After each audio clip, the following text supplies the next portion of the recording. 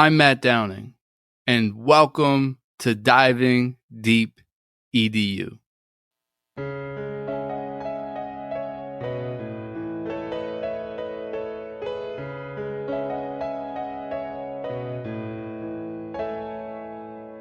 Curious conversations with all types of peeps. Encouraging innovation, we are diving deep. Certainly education is what we like to speak. Fervent with dedication, now it is time to teach. Yeah.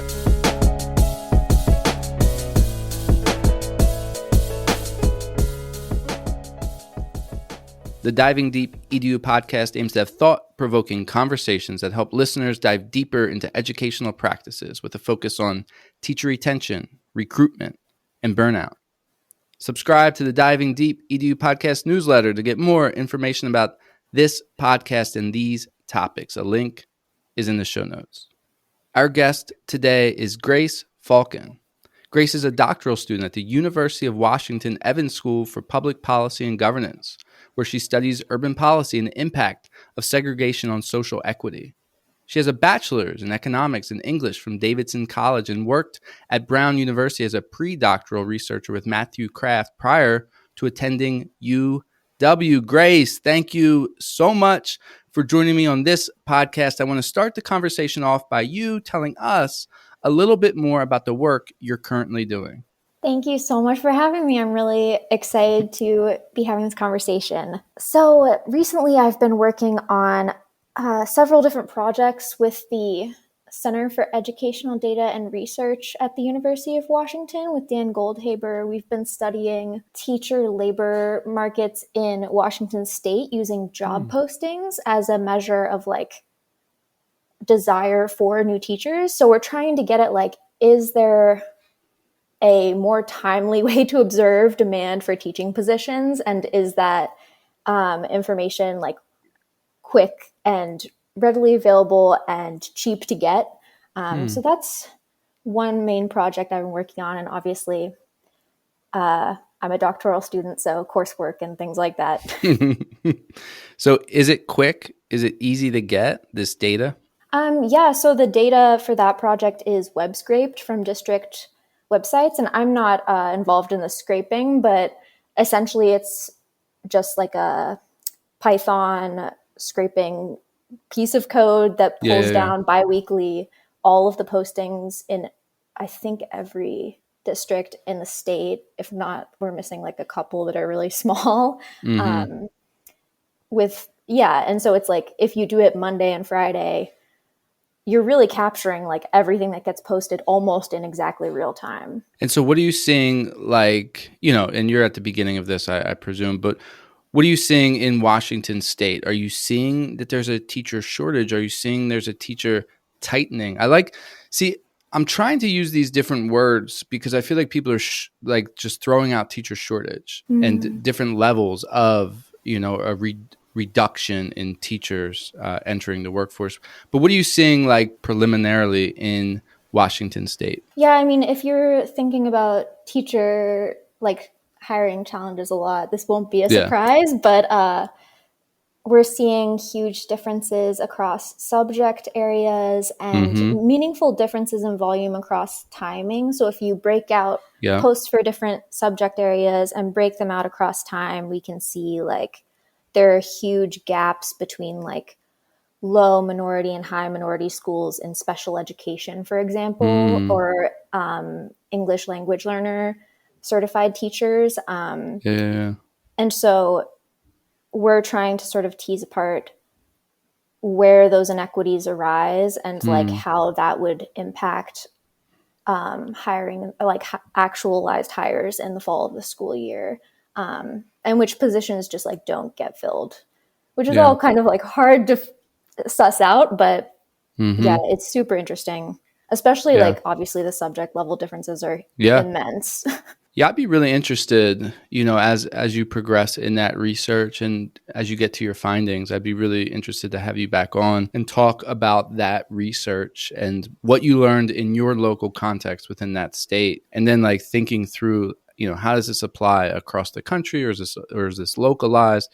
What can we learn from it? And, how can we use that to sort of impact change and deal with the changes that are happening within the labor market. So thanks for doing that research. I'll be interested to follow up with me and let me know, and we'll have you back on to have that conversation. But we got connected through an article you co-authored titled Preferences, Inequities, and Incentives in the Substitute Teacher Labor Market. And this is really interesting to me because I'm in a K-12 school and we're always looking for subs. And so your article came across, someone might have sent it to me or I just came across it. And I found it really interesting. And you did a wonderful job of getting into that research and bringing out findings. So thanks for doing that. And I want to sort of spend our conversation focused on that. So for our listeners, we're going to be getting into the substitute teacher labor market. But before we do that, tell us a little bit about what motivated you to write this article. What motivated you to write this article around this topic? Yeah, that's a great question. Thank you so much for reading the paper.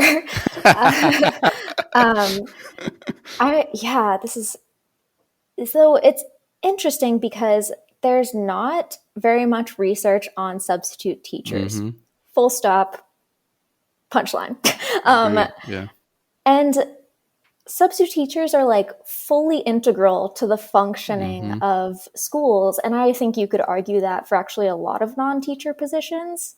But because there is so much focus on teacher labor markets and justifiably figuring out how to staff schools with great teachers is extremely important, but also figuring out how to make schools function and to serve those teachers well and to serve those students as like a good environment well is a similarly important challenge. And so my co-authors, Megan Lane Conklin and Matt Kraft, sort of started getting involved with Chicago at the origin of this project because they noticed these huge inequities in which schools were getting substitutes on any given day. And just overall, there were just huge differences across the district, non-random differences. And so they wanted to do some sort of policy intervention, and Megan and Matt were involved in sort of co-creating with them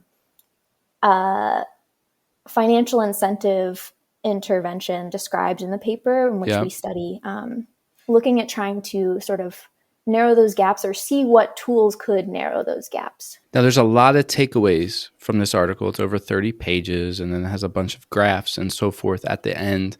So I think it might get into the 90s with your references and so forth. But as we talk now, right, I'm not going to ask you what's your biggest takeaway overall, right? I'm not putting you on the record. But I want to know, like right now, as you think about the article in this moment, it might be different. 3 weeks from now, it might have been different after you wrote it. It might have been different when you researched it. But what's a big takeaway that's resonating with you right now as we're talking and you're reflecting on the paper? I mean, this was pretty apparent while I was doing the research, but as I mentioned before, like the enormity of inequity in this specific dimension of like school labor markets shocked me. Yeah. I didn't remember growing up like ever having a situation where a substitute wasn't there. Like, I don't know, just thinking about how disruptive this is to like students and teachers' everyday lives and how that's not uniform in any way when this intervention, I think in my reading, really represents a powerful tool for sort of smoothing that inequity because the labor market for substitute teachers is totally unique compared to the labor market for teachers. And like the ways in which you can work to help that labor market function more equitably should be different and should be specific to that structure. Yeah, I like how you're separating them, even though they're within the school system.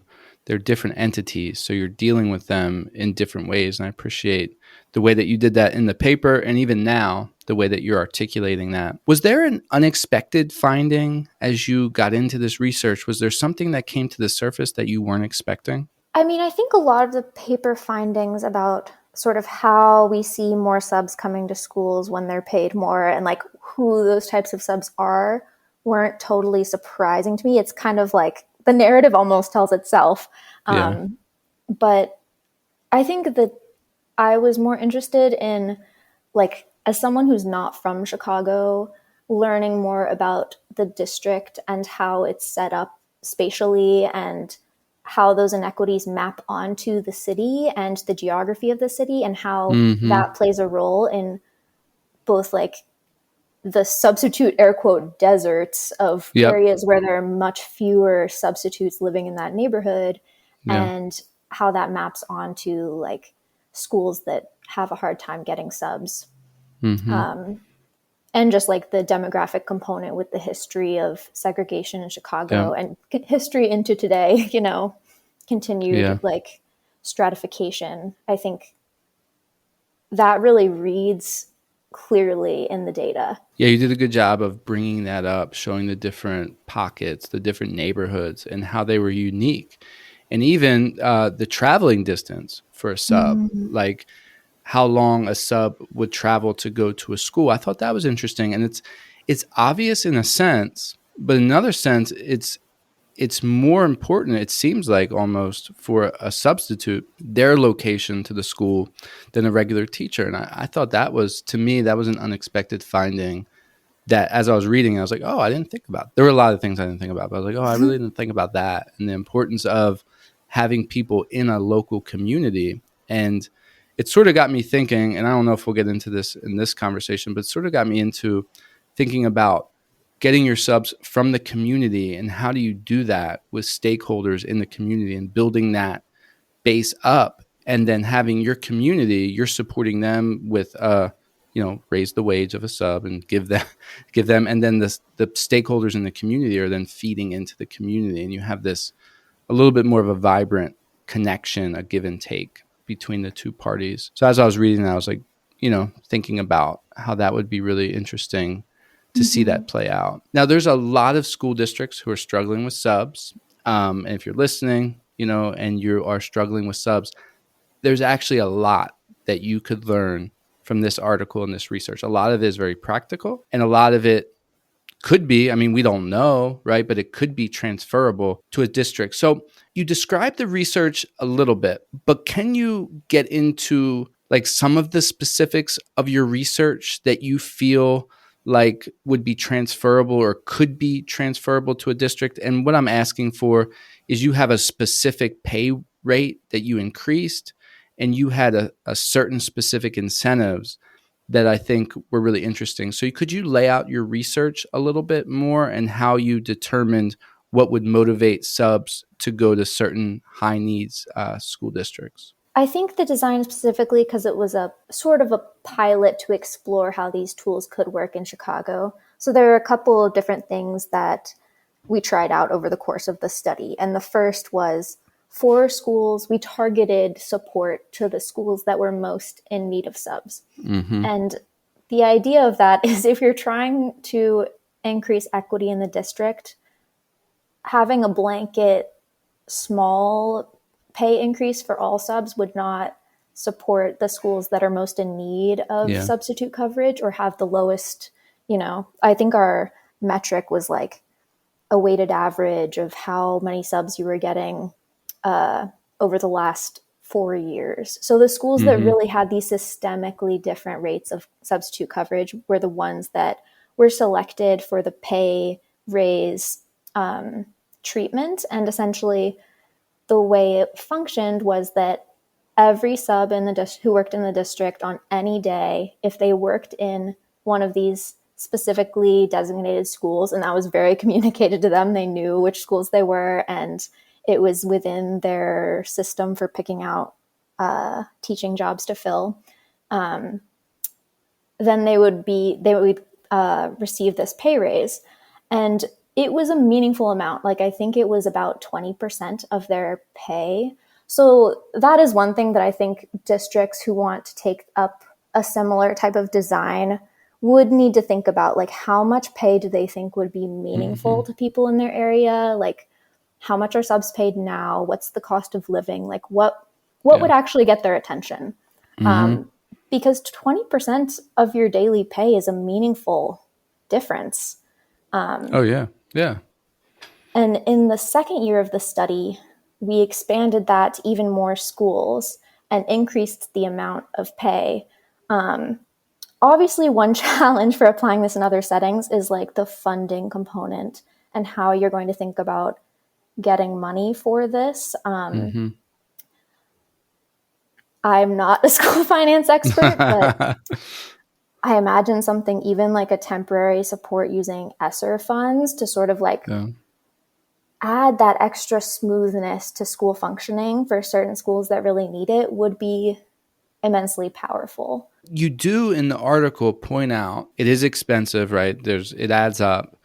But then you did a good job of showing the percentage of the overall budget. And I can't find it right now, the paper in front of me. I think it's towards the end of the article. I think it was something like 0.3%, maybe something like that. Yeah, the pay raises were minute compared to how much they spend on instruction.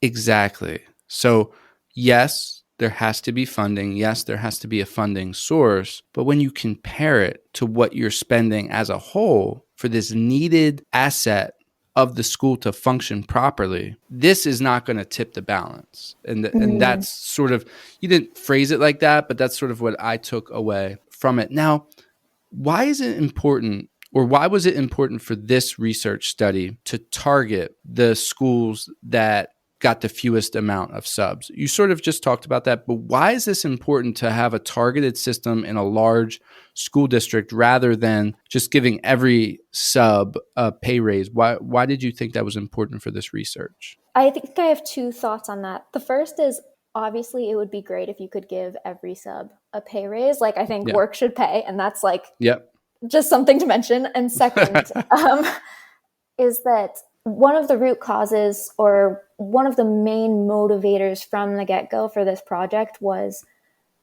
we're getting all this feedback from school principals that they just can't get subs. So what does the data on substitute coverage that we have tell us about, is this a real like phenomenon? And then where is this happening? Like, what types of schools is this happening in? Can we identify them? What sort of schools are the ones that need extra support? And then what could that support look like? That was sort of the motivation for the original data analysis that became this project, right? Is like trying to identify the problem and where the problem is located.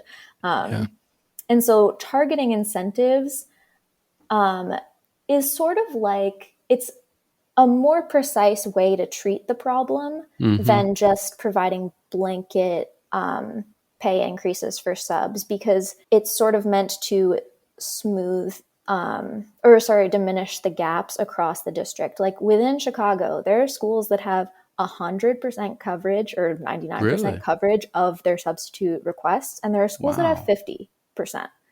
And I think some at the that have bottom, less, it's like, right? Yeah, and I think at the bottom it's like 14% is the lowest one we saw. Yeah. That's insane. It is insane. Yeah, and that should not, like, I think at least in my mind, the reason for targeting is so that those schools that are most affected by this problem are the ones that are getting the support to make it easier. And that support is going to go much further when the problem is more extreme. Yeah, I love that part about the research. I love that you guys that might have been my favorite part, that instead of doing like the whole district with this money, it's like, no, we're going to see if this actually works. And the way we're going to see is we're going to see the schools that struggle the most, and we're going to tackle that inequity with this lever of increasing the pay. And we're going to see what happens. And I believe it was a 22 to 28% increase, through using that lever of increasing the pay for substitutes. Now let's think into the future. And this is just hypothetical. You're going to do this research again, but I'm going to ask you to use another lever, not just money, but another lever to try to tackle this inequity. What would another lever be that you would like to explore? Yeah, two things come to mind. I think we thought about this a lot sort of towards the conclusion of the project. So in Chicago, at the same time, I don't know all the details about this, but there were efforts to sort of try to increase the number of people subbing, like try to recruit more subs in specific communities. So there were like neighborhood specific events to try to recruit more substitute teachers. And I think that speaks to what you mentioned earlier about making this more of a community effort. Yeah. I've heard of, this is totally anecdotal, but a principal in Pennsylvania in a like small town district emailing all the parents and asking if anyone would like to work as a substitute. Because there are just people who are available and invested in the community. And if they're not, that might be a great way to engage in it. I don't know, working with kids is wonderful. And so I think, that community part was not the core focus of this project, obviously. And so I think I'd be really interested in revisiting that and how that would impact like the stability of substitute relationships. I think that would be interesting because even like having substitutes who are familiar to students would probably be really helpful or meaningful. Like you just construct a relationship more of like mutual respect, and they are more aware of like students' needs and all of those types of things that they just, may not always have the time and space to be equipped to do. And the second thing, which they do in Chicago on a relatively small scale, is substitutes who are hired specifically to a school and show up every day. And they're basically like a floating teacher, where by floating, I mean they fill in wherever they're needed. And I think that type of intervention, like providing a support where schools that really need subs, get 2 floating subs who just are basically full-time employees and show up every day to fill classrooms. Like I would be interested to see how that would work. Yeah, and you mentioned that in the article as well. As I read your article, I struggled with a certain concept within it. And it's something I've been wrestling with as I've researched teacher retention, burnout, recruitment, all of that. And the concept is this. So on one hand, your article makes the clear claim that if daily subs pay was increased by around 50%, then it led to a substantial increase, 23 to 28% in sub fill rates. And it had a positive impact on student learning and school culture and so forth. But on the other hand, as I talk with teachers, not so much subs, but as I talk with teachers, they keep telling me that it's about so much more than pay. So pay is important, but that's not the main lever, right? For some people it is, but the majority are telling me it's other things. So as I read your article, I'm sort of balancing these two sort of pieces at tension almost. How do you navigate through these two ideas as you research the teacher labor market? Yeah, that's a great question. One of my co-authors was working at the time as well, while this project was going on creating a system for substitutes to provide like low lift for them survey feedback to schools. So like after each time they worked at a school, they were given some sort of automated survey to their email that they could fill out. And every quarter, Megan compiled that information and anonymized it and presented it, like made a standardized format that went to the principal of that school so they could understand like how that sub experience is functioning in their school and ways in which that experience can be crafted to be more appealing to subs and thus like sort of get at this, desirability of that school work environment. Like if teachers in this school don't have lesson plans for substitutes, and that's a known fact among the pool of substitutes, that feedback would probably come through in a substitute like survey mechanism. If they're being asked about these specific questions about supports they had and what they needed and what was, where their needs met. I think that's one tool to sort of connect this problem to other aspects or like identify other aspects of the substitute shortages within schools. In some senses, it seems like you raise the pay, you'll get the people. But then in the other sense, it's you build a strong school community that supports the people that are within that community and people will stay. How do you navigate like the importance of those two and how they interact together as you think about subs or other teacher labor market issues? Yeah, I think the community building and environment building is a really foundational project that is, and by that I mean like long-term project by necessity. You cannot change those things overnight. And so I sort of think of these two strategies as complementary, where you need to provide administrators and principals and teachers with the tools to make it a good substitute environment and to make it, and that doesn't even mean them taking on more work. It just means knowing what subs need and making sure those needs are met. I think that's integral to also making the financial component work. Like you can't, yes, the money will bring people in, but getting people to keep coming back is about their experience. Like we had survey information from substitutes, and there was such a mixed bag where some substitutes would say, I've never come to this school, and it like kind of opened up the door for them to be a regular at that school, because they would never have gone there anyway. And it was like, oh, that was great. And then we had, substitutes who responded to the surveys and said they have schools they would never go to because of past bad experiences, and that's just sort of closed the door for them. And so I think paying attention to that information, that's sort of telling you about the bounds of how much the money can help you, right?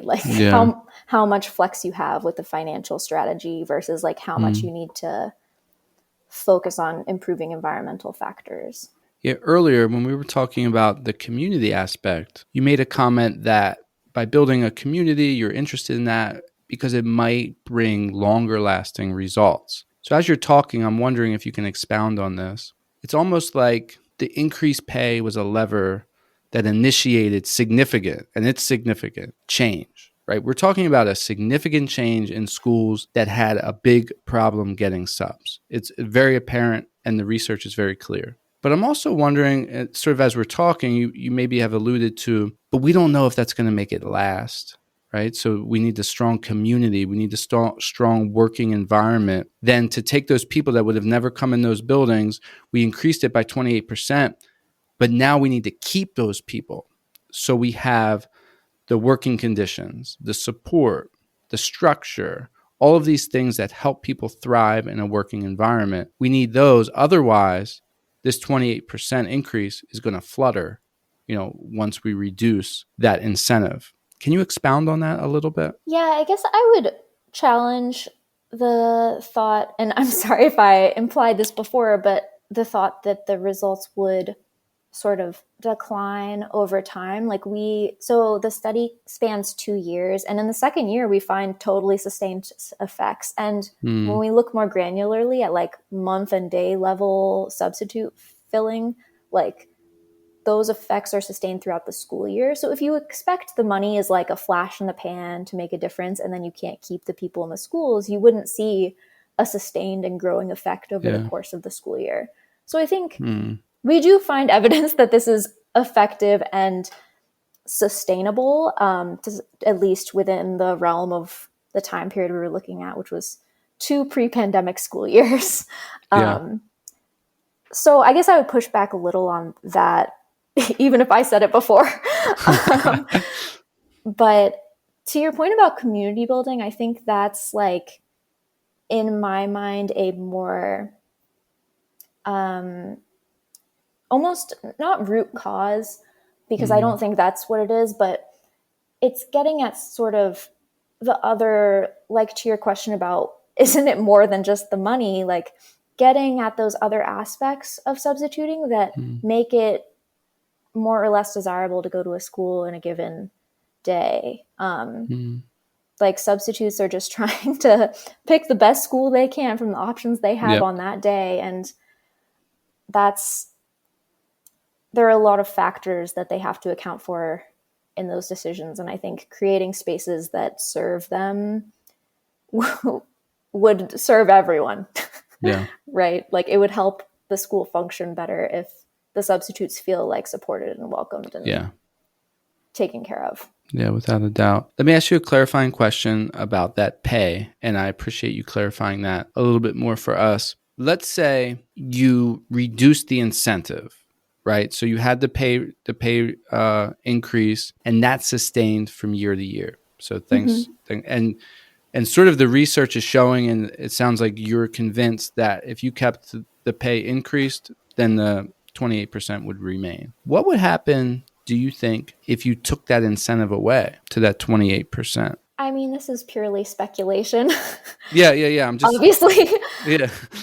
I guess I would expect it to return to, I think I would expect it to return to slightly above the pre-intervention rate of coverage. Because I think it did affect some subs in like, oh, I didn't think this was like a school I wanted to substitute at, so I never looked, or I wouldn't have thought, like, it's not even in the direction of my house I usually commute from, so I would never have thought to go that way. And so I think it did broaden some substitutes' horizons in terms of where they thought they wanted to work. So I think some subs would like still continue to work at schools they had tried or expanded more of their time into. But I do think the financial incentive, like, it's also about other types of work these people might be doing, right? Like getting more pay makes this a more sustainable source of income. Yeah. So that financial lever is effective and it's lasting for bringing labor into the school, right? Like you just said, people want to be paid for labor so that they can sustain their lives. I appreciated your research and the clarity of it, and sort of highlighting if we're having an issue, we're going to take the most difficult fill rates, we're going to increase an incentive, and we're going to see what happens. And this made a positive impact for the school environment. It made a positive impact for the students. We actually saw an increase in scores. And this research is all very clearly laid out. And if a district is struggling with a sub fill rate and you have people within your community that are desiring to work, this is a model I would highly encourage districts to take a look at and to see, what can we take away from this? What can we learn from this? Maybe you can't take the whole structure, but there's pieces. There's significant aspects of this research that I think that all districts, whether it be large public school districts like Philadelphia, Chicago, or even private schools, are thinking outside the box to get subs into their building. So I really appreciate that. And thanks so much for that research and for taking the time to talk to me about it on the podcast. It is time for the final word. What would you like to say to close out this podcast? Yeah, I think one thing I want to leave everyone with is to give a little bit of brain space to how all these non-teacher actors make your school environment what it is, and create stability for everyone in the building. Like, this paper is about substitutes, but here where I live in Seattle, earlier in the fall, we had school closures because there weren't enough bus drivers. And I don't know anyone who's studying bus drivers. And I think like having an appreciation for all of these non-school staff and giving them the attention of making sure they're supported. Like, they are people who are making that school function and affecting both the teachers and the students, which I know are the populations like we care greatly about and should. But they're also there, like, making that environment what it is for everyone involved. So yeah, that's my closing point. Yeah, thanks for that. And before we end, who do you want to give a shout out to? I know Josh said shout out to Matt Kraft, so I'm going to shout out Matt Kraft. He's getting all sorts of shout outs. I know, he's the best. We love Matt Kraft. He's so awesome. All right, we'll give him another shout out. Grace, thank you so much for joining me on this podcast and all of your insight. Listeners, thank you for joining us on the Diving Deep EDU podcast. If you liked this episode, subscribe, rate, review, and share it out. Until next time. Wow, it's time to reflect. That's astounding. You've been checking out the podcast from Matthew Downing. Hope you like diving deep like a scuba diver. And the show provoked hope, that's our true desire.